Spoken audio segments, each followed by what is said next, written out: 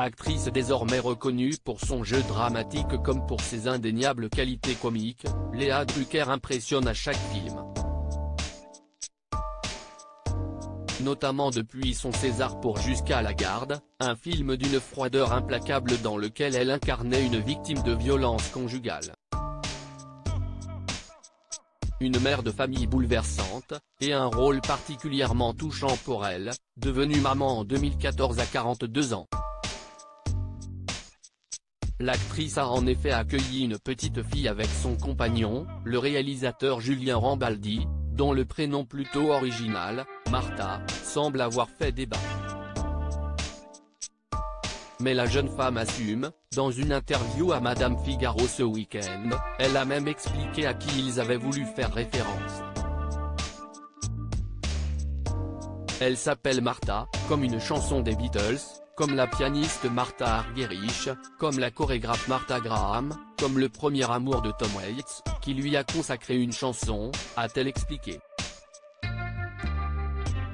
De belles héroïnes pour la petite Martha, aujourd'hui âgée de 8 ans et à qui sa mère voulait donner un certain caractère, je me dis qu'un prénom insuffle une part du caractère. On souhaite à toutes les petites filles d'avoir de la force, une force de résistance. C'était mon fantasme de mère. Si est bien parti un trait de personnalité que la petite fille semble avoir, en 2017, l'actrice s'était déjà confiée sur le sujet. Nous l'avons appelée Martha. Certains trouvaient ça dur, mais j'étais persuadé que ça lui donnerait du caractère.